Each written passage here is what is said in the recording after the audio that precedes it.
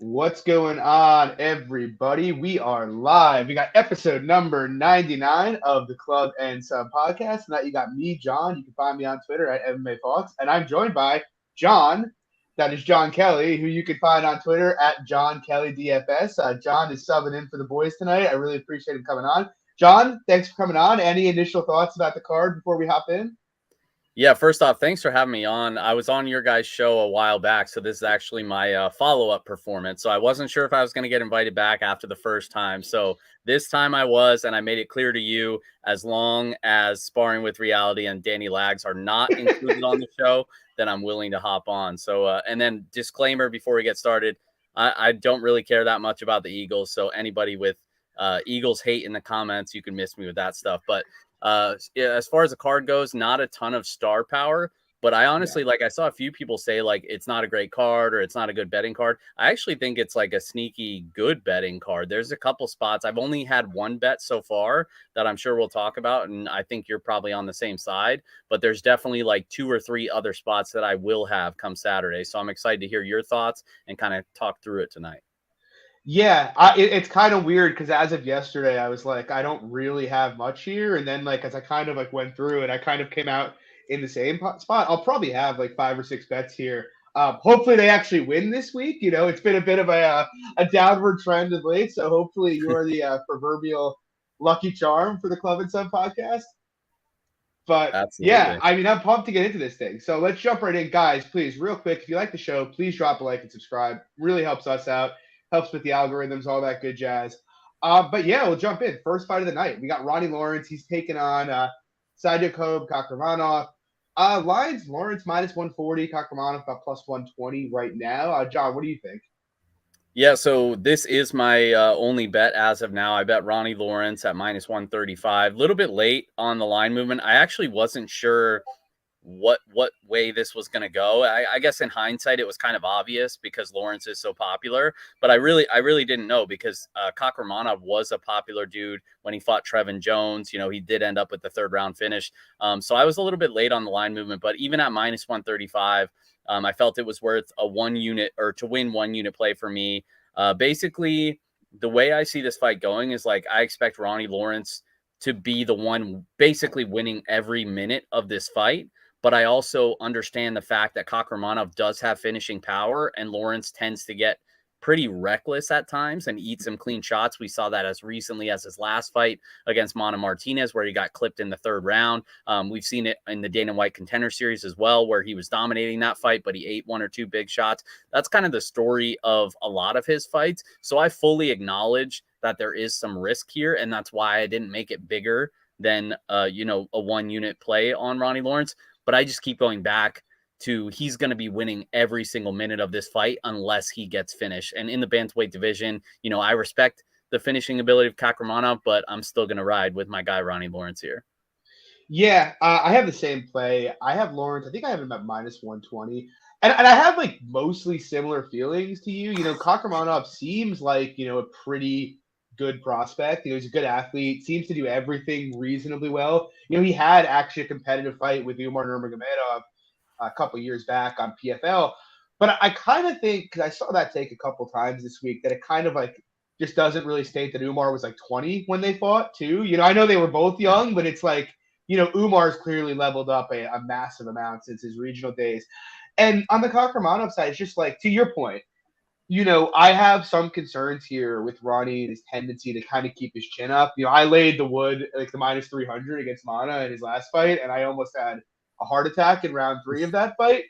But I kind of view Ronnie as like Merab light, Like I don't think he's as powerful or quite as good a wrestler as Merab, but like someone who's going to attempt 10 to 15 takedowns, basically stay out of the pocket and just minimize exchanges and just make their entire game plan doing more things than their opponent is something that's always going to interest me. Like I'd have more fears, I guess, if he was fighting like a really strong counterpuncher who had decent takedown defense, just because I kind of think someone like that who's really slick on the outside might punish him eventually.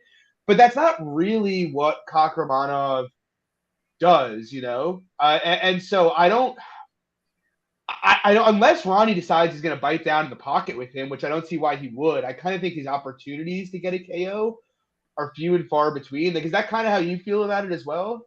100%. Yeah. I mean, typically in the striking exchanges, like, first of all, Lawrence has pretty good striking. So it's not like he's dead on the feet. And you know that, you kind of alluded to that as well.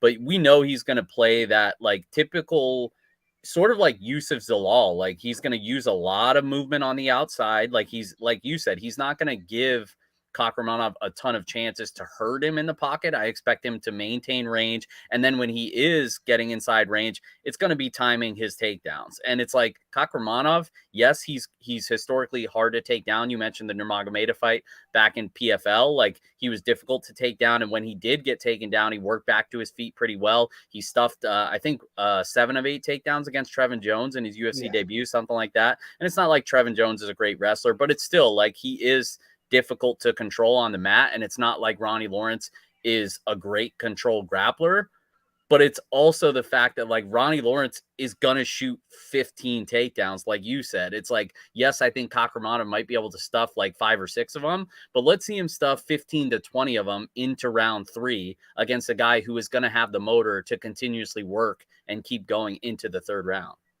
Yeah, and that's kind of the other thing for me. Like, I agree with you. I don't think Trevin Jones is a great wrestler, but he was basically able to find the clinch at will. Like, he didn't have to work very hard to close distance there.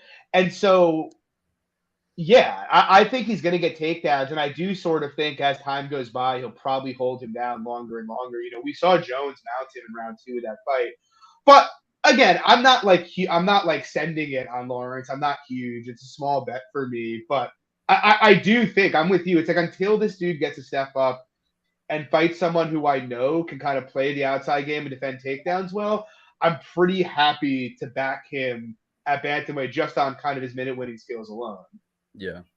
Moving on though, we got Kennedy and Sejiku. He's taking on Carl Roberson, and I'll be honest, like this is just the UFC torturing me at this point. It's just like trying to get me to donate money on Carl Roberson again, and I'm probably going to oblige them, to be honest. I wasn't going to bet it when it was minus 110, minus 115. You know, when I saw the line, I was kind of just like, you know, Kennedy sucks and Roberson's more skilled, but I've seen this movie too many times before. But now you have Carl moving like plus 10, plus 115 in places. And I'm going to bet it here, to be honest. I've also have another bet on the fight, which is the over 1.5 at minus 175. But basically, like, I respect what Kennedy does, a guy who just kind of wants to go forward, rely on durability, cardio, and output. But I just don't think he's very skilled at any aspect of like MMA. You know, he basically is all hardware, no skill. And I think, you know, on the other side of things, it's like with Roberson, it's like loads of skill, just very, very limited IQ. But this is really like if they were trying to keep him in the UFC, like it's a guy who's not going to be able to grapple him. Like Roberson should be the much better grappler here. And it's a guy who he's a southpaw, so the calf kick should be there. Kennedy doesn't check calf kicks. And it's a guy who's very, very hittable, who's going to present all the counter opportunities Roberson looks for. And so it's like, for me, Roberson's been losing, yes, but he's been losing a pretty good competition. Now he's taking a step down. He's fighting a guy who can't really compete with him technically anywhere. And so it's just like a question of like, will he get outpaced here or not? And it's like, I suppose that's possible, but I expect him to be the more damaging striker here. I think the calf kicks would be a huge deal. He has grappling upside. I don't know. Like, I kind of feel like, you know, Roberson with a brain has the skills to be minus 250, but even in his like current iteration, I kind of feel like he has to be a favorite. Like, what do you think? Yeah, so it's kind of tough for me because going into that Khalil Roundtree fight, like if that fight never happened, I'd probably be placing a big bet on Carl Roberson, Baby K here, because going into that fight, I was like, basically thinking, okay, Roberson, yes, we all know very low fight IQ, like you talked about, but also he's fought a lot of difficult matchups and historically fought primarily grapplers. And we know that when he tries to grapple against guys that are better grapplers, he tends to get submitted and make mistakes on the mat. So going into that Roundtree fight, I was like, okay, he's finally getting a pretty favorable matchup in the sense that it's going to be a kickboxing match. And even though he's low volume, he is a very skilled kickboxer. So to your point, like I wanted to back him there. It's just the fact that, I did back him there against Khalil Roundtree. I wanted to back him here, but the fact that he looked so bad, even in a kickboxing match against Khalil Roundtree, that's what's giving me the pause here to really just say, okay, I'm probably just okay with passing. And like part of me too is like, well, I should stick with my priors, like maybe just kind of toss that one out. But it's just the fact that he literally did nothing in that fight but get his ass kicked. And that was in a fight that I thought would have been a favorable spot for him. And I'm not even particularly high on Kennedy Zachukwu. Like I've kind of shit on him multiple times. And he's been a little bit better than, I thought coming into the UFC. Very, very long. Doesn't really know how to use his range very well. And that's one thing that I've criticized him for in the past. And then obviously he's able to be taken down, but he's getting better about working back to his feet. I know statistically he throws in high volume, but it's kind of like inflated due to like two of his fights. Like there's been other fights where he was actually very low volume. So this could, Roberson's historically like 2.5 significant strikes per minute. Like this could kind of turn into a staring contest where it's like Roberson lands some body kicks, Zachukwu's pumping out the jab, like that sort of. So to your point, I don't mind the over that you said you played over 1.5 at -170. I think that probably hits at a much higher clip than that, but it's just I keep going back to Roberson looking so bad in the Roundtree fight where I'm like, I think I might just have to sit on the sidelines for this one. Yeah, and I think that's fair. I guess like the only rebuttal I have, and it's not even that strong, but because I've gone through pretty much the exact same thought process you have, and just come out as I feel like I need to play him. I just kind of feel like I think we both favor Roundtree fairly significantly against Kennedy, right? I mean, skill wise, I think he's better. Yeah. There's a couple physical advantages that might give him trouble here. I mean, Zachukwu has like a 9-inch reach advantage. Yeah, Correct me if I'm wrong. Like that is true. Yeah. And I mean, he's just a big, very athletic dude. But it's like I said before, like I don't really think Zachukwu's that talented. Yeah. I'm with you. So I'm taking the poke. I'm taking the poke on the over as well. I'm a bit heavier on the over, to be honest, than Carl. We'll see what happens. The nice thing is, if he does find a way to screw this up, I probably won't have to ever be faced with the choice of whether to bet him or not again. So you'll bet him when he's over in PFL next fight. Yeah, that's exactly right, actually. Moving on though, we got David Onama. He's taking on Garrett Armfield. I have not taped this. I know this just got announced yesterday. John, you said you looked briefly at it. Any thoughts here? Yeah, we talked about this a little bit before going live. I basically did, a lazy deep dive on this guy, Armfield. I don't think he's very good. I'll definitely dig into him a little bit deeper for his next fight. But for this one, I'm honestly not giving him much credit here. He's a bantamweight moving up to 145 on short notice. Does have some finishes on the regional scene, but he's fought a lot of really not so great guys. And when he has faced decent talent, he ended up losing. Like his combined record on the regional scene of the guys that he's beat is like 31-39, something like that. Like most of his wins came against sub 500 talent on the regional scene. So like I said, I mean, I'm not saying he's a complete scrub, but in terms of this matchup, moving up on short notice, just a couple days against a power hitter, a prospect I respect, training out of Glory MMA in David Onama. I think Onama gets the knockout here. I think it's a showcase fight for him.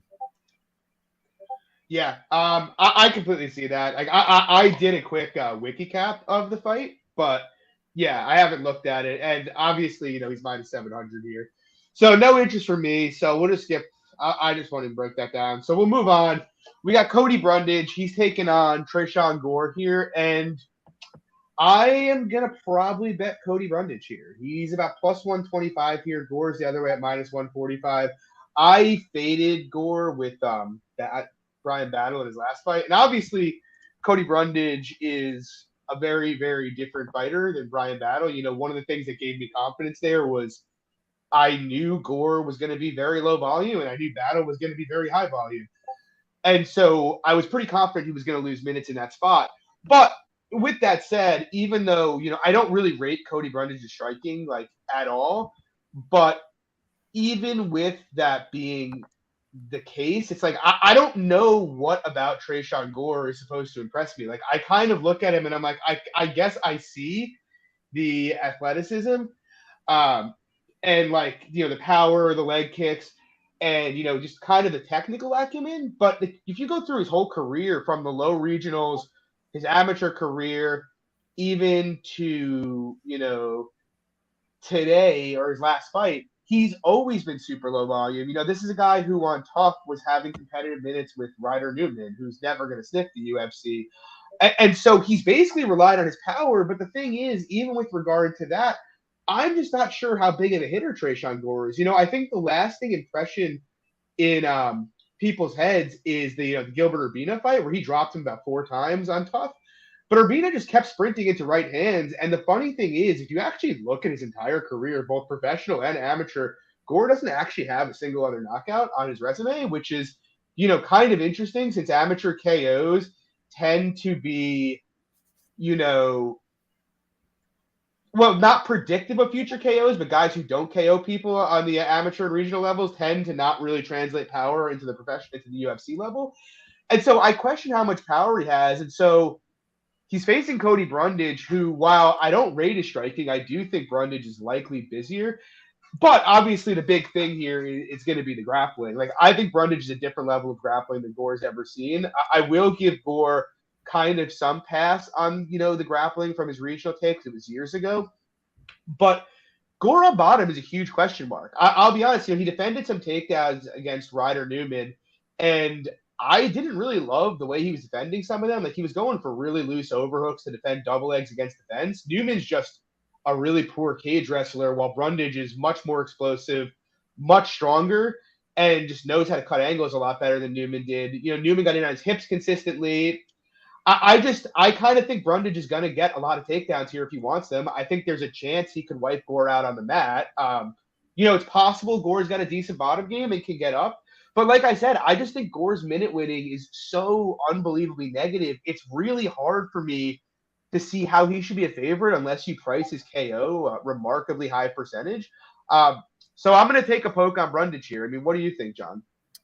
Yeah, so it's kind of funny. I feel like we're not always like on the same exact page in a lot of matchups, which is good because I like having like a full back and forth discussion. And for this card, at least so far, I don't know if it's going to change lately because we haven't discussed all the fights. But so far, I mean, we're eating the same bowl of chili here because I'm considering betting Cody Brundage myself. That's one of the spots that I'm looking at. I do agree with a lot of what you said. Like, I don't rate Tresean Gore super highly in terms of his round winning potential. Very low volume. I will give him a little bit more credit than you in terms of his power. Like, he does seem like he does have some power in his hands. Like, the speed is really kind of a game changer. And against Cody Brundage, he's only been knocked out in that William Knight fight, but that's it. So I don't want to say he's chinny or anything like that, but in terms of the grappling, I think he has all the upside. So to your point, I'm probably going to take the plus money on the guy with the collegiate level wrestling background, who I know is just going to be the overall more aggressive fighter of the two. Yeah, and I think that's a decent point on the speed. I'm not going to dispute you on it. He is like, Gore's clearly an athlete, right? He's clearly a very, very good athlete. And honestly, I don't really like how Brundage tends to enter with his hands down. But the one thing I can't get past with Gore is it's like, if he was a real counter threat here, I wouldn't have really any interest in backing Brundage. But he doesn't really throw counter punches. When guys throw at him, he tends to just shell up. So it's an interesting dynamic. But I think we're mostly in agreement. Moving on, though, we got a really weird fight. We got Anthony Shevchenko, who is somehow getting another fight. Desperately trying to save her job here, taking on Courtney Casey. Shevchenko, I believe, is about minus 170 right now. I see minus 163 on Bet Online is the lowest on the board. Do you have any strong takes here? Not like a strong take. Sorry, I'm trying to fix that Discord issue. I don't know why it's still making noises for you, so I apologize for that. No worries. It's not like a super strong take, but I do think Shevchenko, like, I have zero interest in betting Courtney Casey. It's very clear to me, like, who you want to target fighters against Antonina Shevchenko with, I don't think Courtney Casey's one of those fighters. Courtney Casey, while she is a black belt in jiu-jitsu, she basically never lands takedowns. She's landed what? I think it's like 2 or 3 across 14 UFC fights, like very, very low takedown offense. Most of her grappling wins have come from after she gets taken down and she's fishing for an armbar, fishing for something off her back. And that is live for her here if Shevchenko goes to the takedowns. But I just keep going back to Shevchenko. It's like in the striking, former kickboxing champion. Like I respect her as a kickboxer to win the striking exchanges. And I even think she could land a takedown or 2 of her own here. I wouldn't be surprised if she did. She's been showing off her offensively wrestling a little bit, against people that she's better than. And I'm not saying she's better than Casey, but Casey will accept bottom position and she's pretty easy to neutralize as long as you don't get caught in one of those submissions. So that's what I keep going back to. It's like Shevchenko minus 170. Yeah, it seems like maybe it could be wide, but the more you dig into the matchup, the more it's like, well, the price is probably just right. And if that's the case, then I'm willing to pass here. Yeah, I largely agree with you. It's one of those things where when it got announced, I was like, oh, another chance to fade Courtney Casey against the grappler, And then it's like you said, you look at the Courtney Casey tape and it's like, well, she's not a willing grappler really ever. Yeah. She grapples because she gets put on her back. I guess, I guess I suspect she'll come out and try to attempt takedowns, but I don't think the problem is that Shevchenko is like has horrible takedown defense. I think it's more what happens when she gets put on the mat. And so it's like she defended takedowns okay against Roxy and okay early against Casey O'Neill, both of whom I think are much more significant wrestling threats than Courtney Casey. And I can't really imagine Casey coming out and attempting 10 takedowns. Maybe she attempts 2 or 3, but like she's not going to come out here and just be diving at legs all fight. She likes to strike. And to your point, it's just like one of them is a credentialed world-class kickboxer. One of them just kind of likes to wing hooks from the outside. I'm largely with you, and it's like there was a part of me that was almost wanted to bet Shevchenko, but it's also just like, a fight they're both going to land a high volume of strikes, and there's always the possibility, I guess, that they could end up in a scramble where Shevchenko gets tapped. But I don't know. Yeah, I guess I agree. It's like, is it tangibly different than her fight with like Lucille Pudilova when she tapped her out? I'm not really sure. Casey's a sloppy scrambler. So it's a pass for me. I'm with you. I think the line is pretty much right on target in this fight. Moving on, cool fight though here. Well, cool on one side. We got Amin Zahabi. He's coming off a KO of Draco Rodriguez. He's taking on Ricky Tercios. Any strong take on this fight? The only strong take I have is that I think in finish only markets, and from what I've seen, they're not posted yet, at least not in legal books. But I do have interest in Zahabi finish only, and that's basically the only way that I think he wins this fight. He does have power, but that's about all he has. He's not going to throw a ton of strikes. He's very, very patient on the feet. And Ricky Tercios, I know there's a lot of Ricky Tercios love out there. Shout out to my guy Evan. Told me not to slander Tercios on this pod, so I'll be respectful. But Tercios, I just think in terms of round winning ability, and this is kind of the theme of this card for me. It's like one side I clearly think is the better minute winner, but the other side does have finishing ability. So it's like if they can avoid being finished, I think they win this fight. And that's what I see here. Ricky Tercios is going to throw a ton of volume. He basically is going to win these rounds on volume alone because Zahabi just doesn't do anything in a lot of his fights. Yeah. But the one thing that I respect about Zahabi is he can find that kill shot. And we've seen that his last couple wins, were by knockout. His most recently against Draco Rodriguez, but he's not a super active fighter. It's been like a little bit over a year, I think, since that fight. But that's basically what he has to do here is catch Tercios being sloppy and just be able to put him out. So, I mean, I get the Tercios love. I'm not laying the chalk myself. I'd be more interested in finish only markets on Zahabi if the price is right. Like I would probably need like a plus 130 to plus 140 somewhere in there on finish only for Amin Zahabi.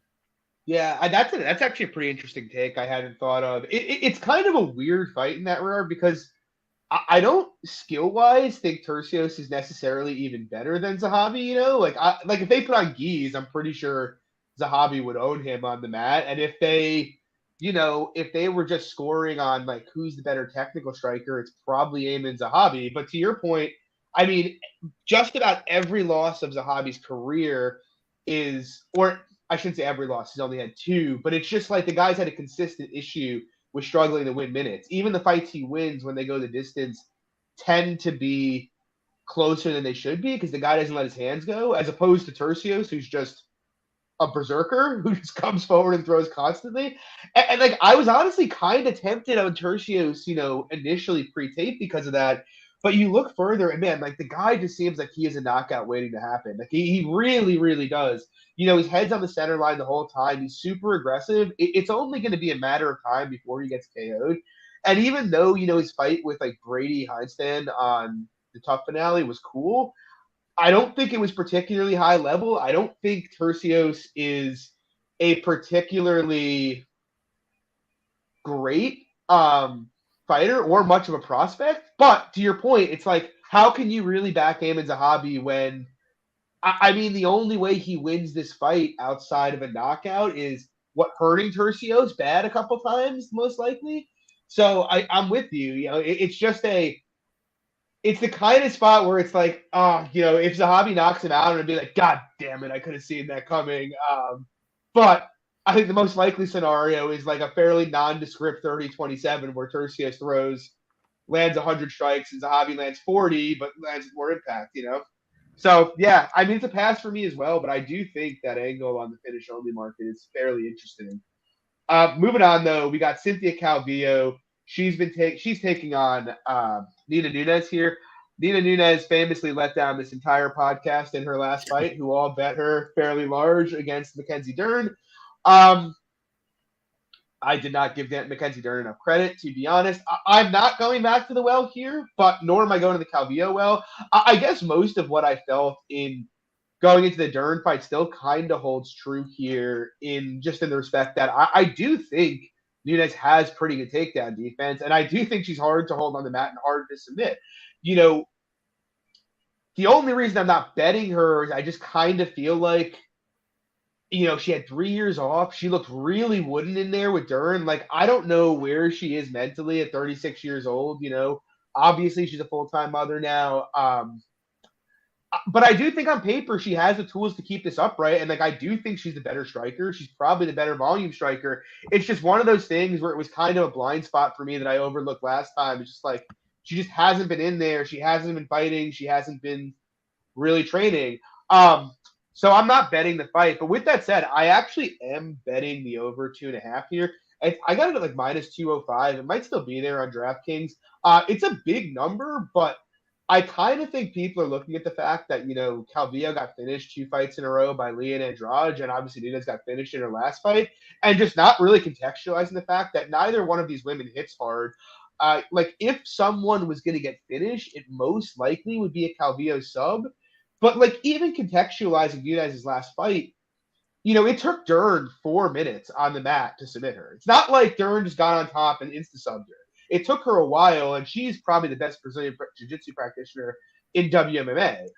And so I don't really think it's likely she gets subbed at any individual takedown. Couple that with the fact that she's got pretty good takedown defense, and Calvillo just doesn't attempt a ton of takedowns in general.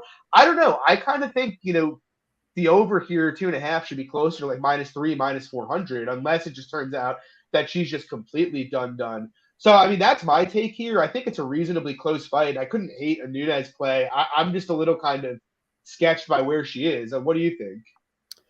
Yeah, so to your point, I'm not expecting a finish here. Like, I would even kind of be surprised at a Calvillo sub. Like, I think the only finish is like somebody quits, like literally just retires mid-fight. Like we saw Calvillo quit on the stool, right, against Andrea Lee. Like Calvillo is just not somebody that I'm laying chalk on in this division. This stage in her career, like it's just not happening for me. I think the only possible play here would be on the Nunes side. And the reason why I haven't bet her myself is because of the red flags that you mentioned. You know, she's almost 37 years old. She took some time off with the pregnancy. We don't know where she's at. You know, obviously the IG, she's looking pretty good. She's looking in shape, but you never know how that's going to translate inside the octagon. And I do want to just put a disclaimer out there. When you said this podcast lost, you meant your normal co-host, because I was not betting against Mackenzie Dern against Nina Nunes. So I want to make that very, very clear. I am a Mackenzie Dern stan. I did not bet against her on Nina Nunes fight.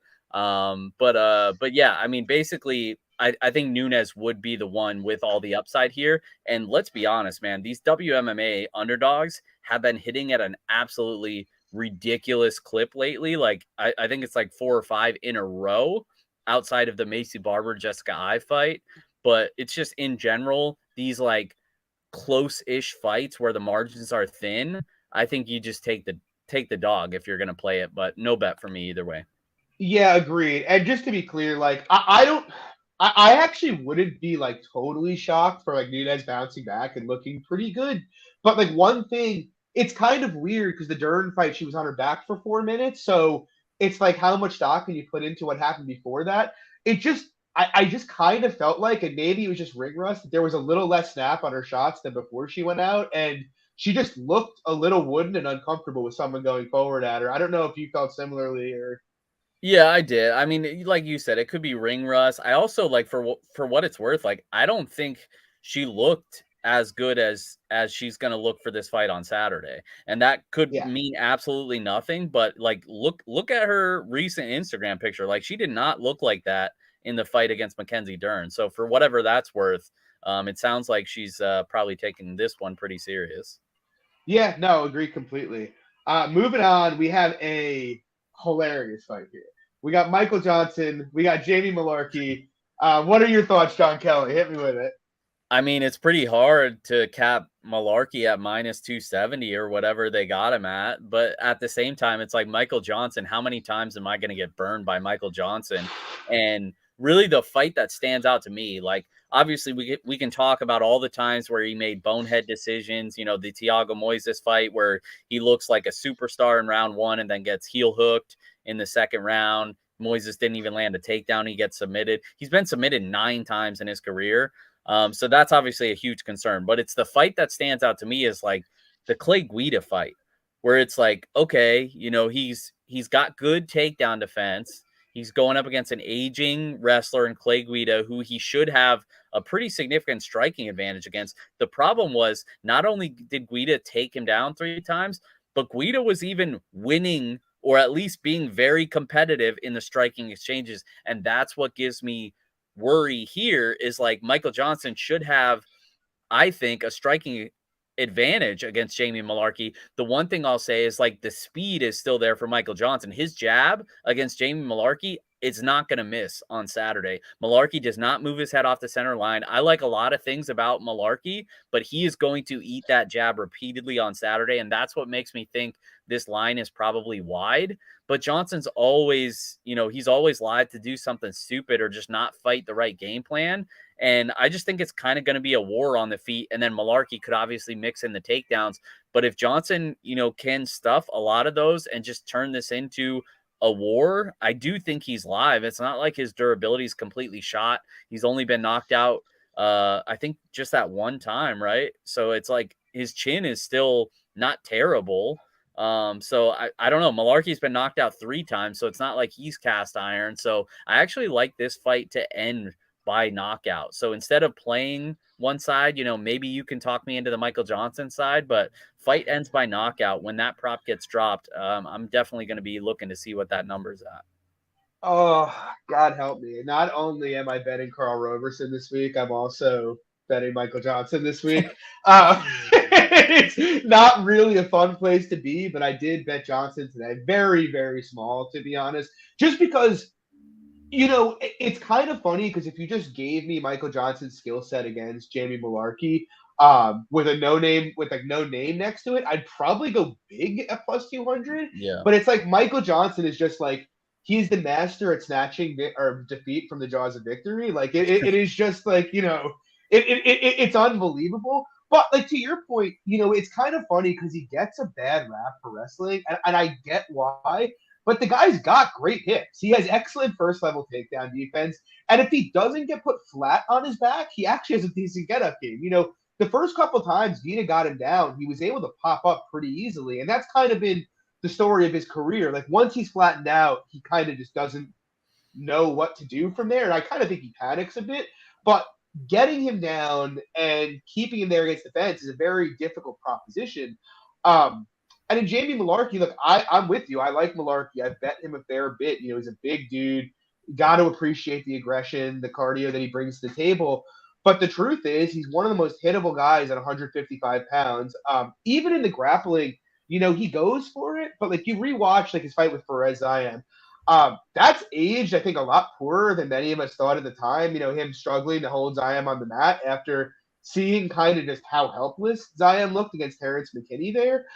And so, like, I don't think Malarkey has an easy time getting him down and holding him down early in this fight. And I really do think at range, unless it just all goes at once for Johnson, I think he's got a pretty significant striking advantage. He's a lot faster. He's a lot more precise. He's probably more powerful, to be honest. And couple that with the fact that, Malarkey's coming off a pretty brutal KO not very long ago. And it makes for an interesting fight. Again, like I said, I think skill-wise, the line is completely crazy. But also in my head, I do kind of think as the fight goes on, if Johnson doesn't get him out of there early, eventually Malarkey's pressure is going to start to get to him. And at some point, he probably gets him down on his back, flat on his back, and holds him there. And so, like with that dynamic, it's like I can't cap Johnson a favorite. But nonetheless, it's like you can't give me a guy with a significant striking advantage who also has like a very plausible chance to keep this fight on the feet for 10 plus minutes and give me a plus 200 and pass on it. I'm taking the Johnson stab here. I know it could be a really, really rough look if it goes wrong, but it's like you just look at like Malarkey's career. It's like the guy didn't really have very much fanfare coming into the UFC. He obviously got beat up by Ronell in his first fight. Lost a controversial fight with Zayan next. And then he knocks out Kamaworthy, who's, the most chinny fighter to ever really do it, and then goes out there and kind of just breaks Devontae Smith with pressure after losing the first round. But I'm not sure he's shown me anything yet to make me think he can compete skill-wise at Johnson's level. But the Devontae Smith fight seems a perfectly plausible way that this fight could go, where he struggles early and takes over. But yeah, I'm taking the poke on Malarkey, or not on Malarkey, on Johnson here. It's going to be really painful when, him and Roberson both find a way to lose, but hopefully it doesn't happen. So moving on, we got Jared Bandera. He's taking on Chase Sherman. Weird fight. Jared Bandera going off as a big favorite. He seems pretty popular this week. He's minus 205 right now. What are your thoughts, John? I mean, yeah, I've seen a lot of Jared Bandera love out there. I'll be honest, like, I get it. Nobody wants to back Chase Sherman, and I'm certainly not making a case to back Chase Sherman, but I'm also not making the case to lay big chalk on Jared Bandera. I do think he wins. I just think it's going to be a more risky fight than people laying it at that number probably expect it to be. And that's why I'm not betting it, is because a lot of these like high variance heavyweight matchups, it's like, if you're going to lay chalk, like, you better be pretty damn sure how this fight's going to play out. And I could see it being one of those wars where either guy can win by knockout early. Obviously, that's probably the only path to victory for Chase Sherman. And then Bandera, I'd favor heavily in terms of cardio and output, especially in rounds 2 and rounds 3. But it's like, I mean, I wouldn't count out Sherman in round 1. Bandera is very hittable. And yes, he's been solid in terms of durability and able to, overcome some early adversity. And that's what I expect him to do here. Like, I'm saying I expect him to win. I just was kind of surprised at how confident people are that he is going to win, that they're laying this big of a number on him. Yeah, it's one of those things, like, is Bandera going to wrestle? Is he going to come out and shoot takedowns? Like our buddy Quinn shared it in our Discord a little earlier today, like an Instagram of him practicing arm bars. And it's like, well, if you told me Bandera is going to come out and attempt 5 to 8 takedowns, I'd say, yeah, he's probably a decent bet at the number. Chase Sherman, when he gets put on bottom, doesn't really have a clue. Obviously got tapped out by Jake Collier. But like Bandera, he didn't attempt takedowns against Justin Tapa, who also can't grapple. So he's going to attempt them here. The guy's attempted one takedown in the UFC. And so I can't expect him to do that. And so with that the case, like I share a lot of the sentiment that you have, John. Like I think early in this fight, it's probably pretty close.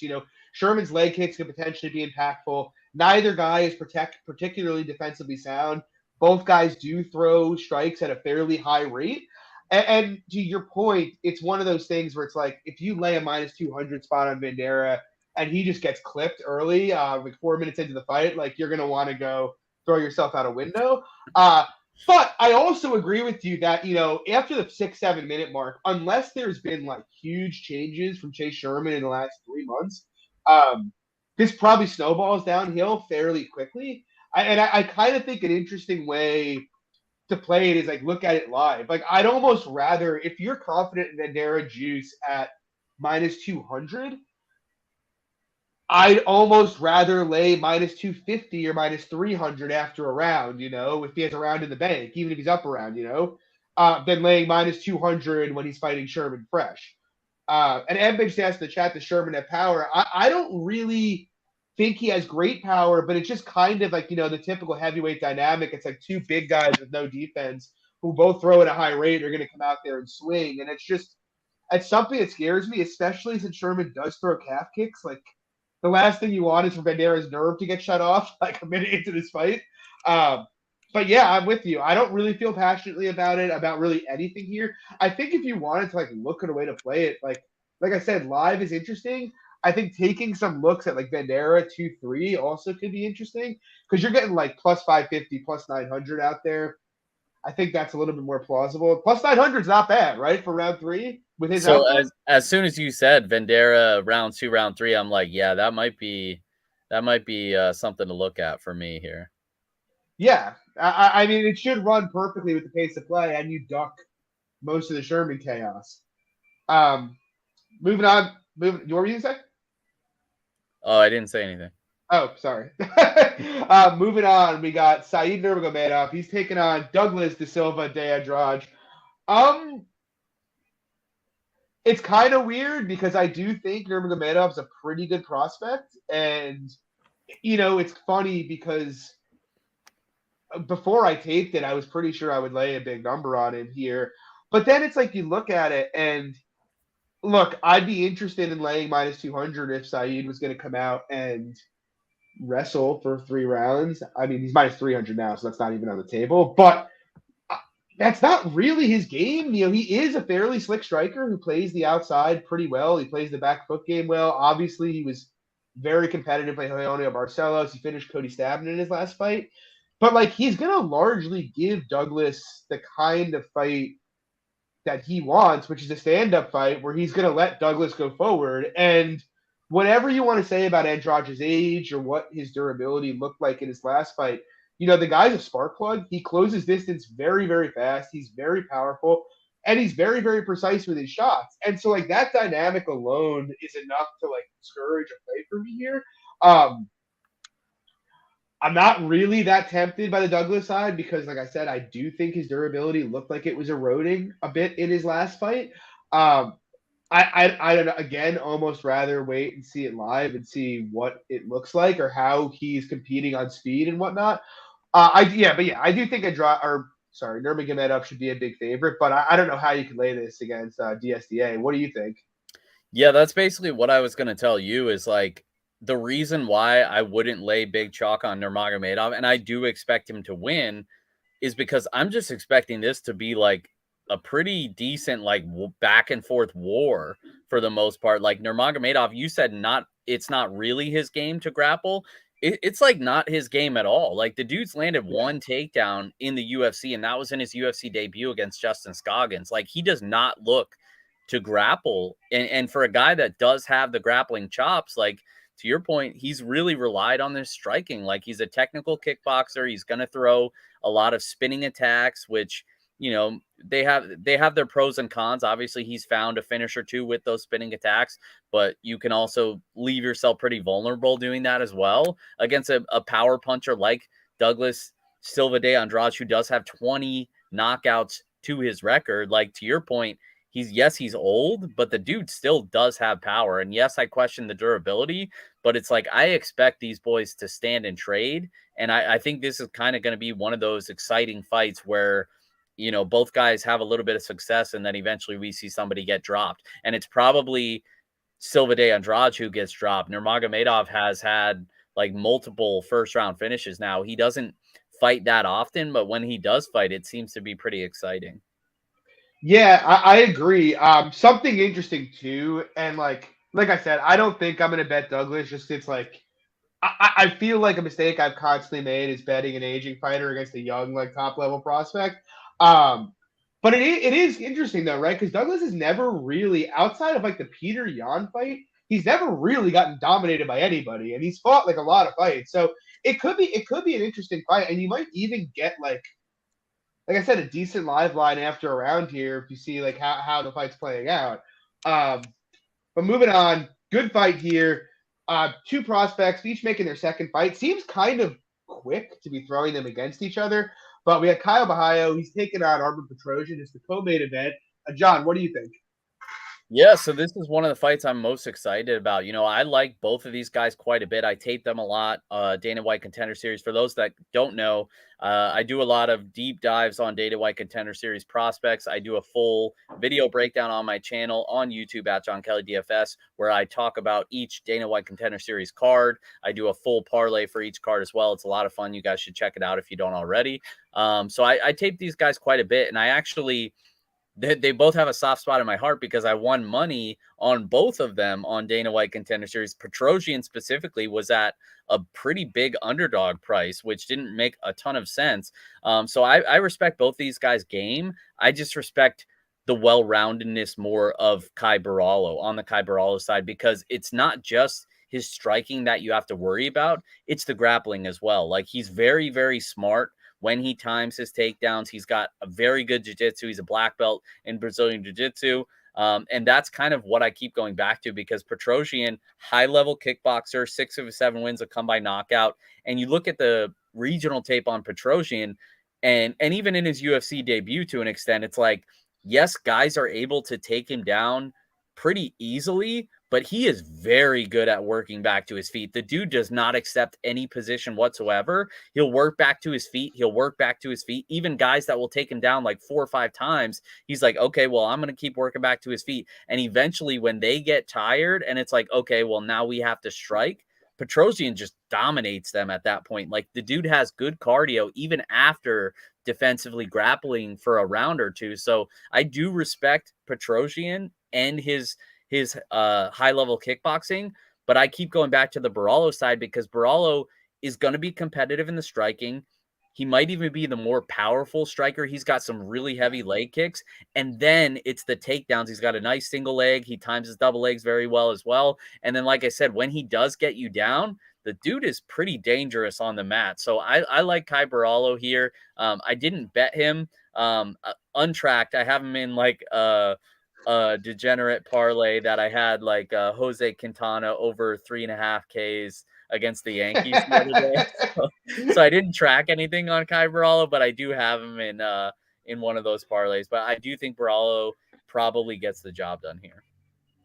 Yeah, so I almost bet him when it was like minus 150, and I ultimately passed. And I won't rehash everything you said because I think you did a pretty good job breaking it down. Like, it should be competitive standing. I do think Petrosyan might have a bit more explosive power on the feet than Barriola does. The one thing obviously that kind of just keeps me from making like Petrosyan kind of a no bet here is like he does get taken down easily, and while I agree with you, he works up. But I suspect that Kaio, if he takes him down, could probably get his back there, and I don't know if he's working up off of that. The big concern with me for Kaio, though, is like I was going through his tape, and I don't know if it's just that maybe he didn't want to do on contenders, but like outside, there's a couple fights regionally where he wrestles consistently, but a lot of times he's pretty happy to stand. Even going back to his last fight, I think the lasting impression, and it was certainly the lasting impression in my mind, was how he dominated Omar Gaziev on the ground, but he actually didn't attempt to take that in that fight. Omar Gaziev kept trying to get him take him down and kept getting swept and ending up with Kyle on his back. And so I do think if Kyle fights optimally here and like he uses his striking to go to the grappling here, then he can get Petrosyan's back, sub him, or potentially dominate this fight and cover this number. But there's enough, like, I've seen enough footage of him kind of letting fights play out in space that I don't really want to lay a big number on him and then have Petrosyan just explode him after he stands in front of him for 7 minutes. But I do agree with you. I think they're both pretty interesting prospects. I do think Kaio, it's kind of weird to say favorite or pass on like a minus 220 betting line or a minus 210 betting line, but that is kind of where I do come down on this. It's just like I think he just has so many more places he can win this fight than Petrosyan does. Can you really feel good about betting a plus 190 that could potentially get subbed or end up with his opponent on his back for 10 minutes? Like, not really. So I lean the Barriola side, but I do think it could be an interesting fight depending how intelligently he decides to approach it. The one thing, though, oh yeah, sorry.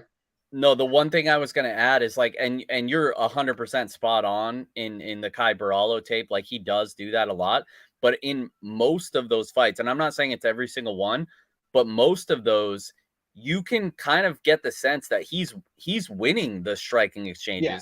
So he's a very smart fighter, in my opinion. And a lot of times, if he knows he's winning those striking exchanges, or if he's ahead, and winning the early rounds, he's not going to take any extra chances. So it's like he like me and you are saying, take him down. It's the easiest path to victory. But it's like, if he already knows, hey, I'm winning the striking and I'm beating this guy striking, I'm just going to keep doing that.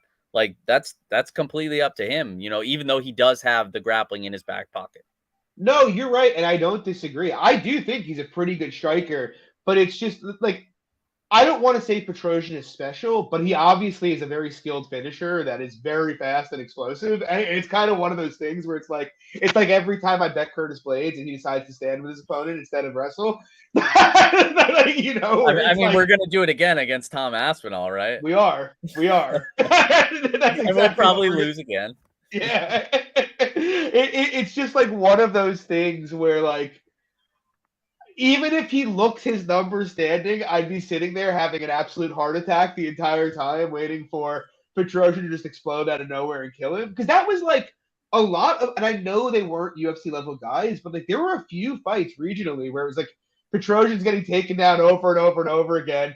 Guys start to get tired and suddenly he just head kicks them and finishes them. Like it seemed to happen in even his last fight against Gregorov, like he had just a couple big moments that stole the fight. So that's my concern. We'll see what happens. And yeah, Pepe, I believe Kyle is a nerd. Moving on, though, we got a great main event. This is a rebook. It was supposed to be booked as a main event a couple months back, I believe. We got Rafael dos Anjos. He is coming off a mauling of Renato Moicano, taking on Rafael Fiziev, who's coming off one of the coolest KOs of probably the last year against Bradley Riddell. Current line, I believe we have Fiziev's he's out to about minus 225 in some places. Dos Anjos can be had at about plus 190. I have two bets I like here. I haven't placed either yet. I guess in terms of the fight itself, my view is it's an extraordinarily volatile fight on a number of levels. Like obviously we kind of know the drill with Fiziev. He's a super elite kickboxer, very explosive, great athlete, very strong. Taking on dos Anjos, who is a good striker, not a great striker, but a good striker who loves to lead on his grappling a lot, and he has to a great degree of success at lightweight since he came back down. What gets confusing is, first of all, dos Anjos is 36 to Fiziev's 29. It's like, we know Fiziev's an explosive striker. We know dos Anjos' defense is getting worse. Like, he could just be done. He could get nuked out of there. On the other side, it's like we don't really know what Fiziev's grappling looks like. we know he's got strong hips. I think he's explosive. I think his takedown defense is pretty good. But what does he look on bottom? We don't know. I suspect, just based on the fact that he's been in Tiger Muay Thai for years, that he's probably okay off his back and isn't going to get completely blown down there. And then the last thing is we just know Fiziev's cardio has been suspect at times. It has the guy is a guy who lost rounds on cards to Alex White, Mark Jacasey, and Bobby Green. He has slowed down in the past. And so it's a weird soup to mix together, but ultimately where it has me coming down is I like the Dos Anjos side here from a money line perspective, just because, look, the bottom line is the guy's been 5 rounds many, many times. Fiziev's never been there. He's hung in there with the best in the world. He hung in there with the best in the world at welterweight. He may not be able to have takedown success early in this fight, but we know he's going to push a heavy pace. And I suspect even if he struggles early, eventually the takedowns will start coming. And as Fiziev gets tired, he should have more and more success, or has a chance to at any rate. Like, obviously, he could get nuked out. Fiziev can keep it standing and finish him. So that's the side that I lean on. I just think Dos Anjos has a lot more upside in terms of how this plays out if it goes past the first 8 to 10 minutes. The other thing I'm going to be playing is the under, though. The under 4.5 is at plus 130 here. And I kind of think it covers many outcomes, right? Because I don't want to say I can't see Fiziev winning a decision. That wouldn't be accurate. But I think him winning a decision would be kind of weird because it would mean he'd have to have a lot of success standing without finishing Dos Anjos, which seems somewhat unlikely. And even on the Dos Anjos side of things, if it turns out he can just wipe him out on the mat, well, then he has a very good chance to finish him, and he can finish him standing. So I like Dos Anjos at the plus money at plus 190. I like the under at the plus money at like plus 130, I think. How about you, John? Yeah, I mean, I'm glad you mentioned that under. That's probably going to be my biggest play of the week. I haven't bet it yet. I saw a plus 134, I think, on FanDuel under 4.5. I mean, that's an excellent number. I honestly think any plus money is playable there because I pretty much see the fight playing out the same way. Like, I'm not going to knock Rafael Fiziev, huge fan. Like, the guy's striking is next level, ton of knockout power. Those kicks are absolutely deadly. But it's like, if he can't find the knockout finish in like the first 7 or 8 minutes of this fight, then I do favor the Dos Anjos side. And I would say, gun to my head, money line, I would bet Dos Anjos, but I just feel way more confident in the under that I'm probably just going to take whatever money I was going to put on RDA and just put even more on the under, because I do think, over 5 rounds, this fight probably finishes, I don't know, 65% of the time, something like that. And it's being priced at, less than 50%. So, Fiziev, it's like the reason why I'm not backing up the Brinks truck and putting it on RDA here is because we do have another one of those matchups where we have an aging fighter where the durability is not like, he's not cast iron at this stage. And he's going against a knockout artist in Fiziev who throws a ton of really hard strikes and will throw everything into those powerful hooks. So, yes, I'm aware that he could get clipped here at a very high clip in rounds 1 or 2. And that's why I'm not, going heavy on RDA. But I also really like the under because that covers Fiziev early. And then to your point, don't sleep on RDA's finishing ability, especially since we know Fiziev historically slows down even in 3-round fights. And now he's going to have to go 25 minutes. We saw even in the Kevin Lee fight where RDA took over down the stretch and ended up getting that finish down the stretch. So I could see something like that happening, especially if he ends up having the grappling success. Obviously, that's a pretty big question mark here against Fiziev, who's shown excellent takedown defense. But to your point, as the fight goes on, if he starts to get tired in round 3 and round 4, that's where RDA can start to implement the grappling, where I think he would have a pretty big edge there. So definitely more confident on the under. Like I said, that is probably going to be a pretty decent sized play for me this week. But I would lean the RDA side, even though I fully acknowledge that the most likely outcome is he gets knocked out in the first or second round here.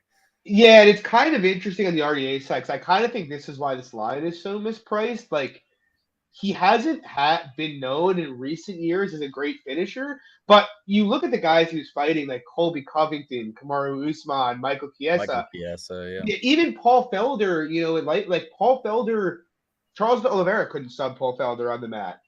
Renato Moicano, who's a black belt, and who you could have made a very good case for stopping that fight, last fight. Prior to brutal.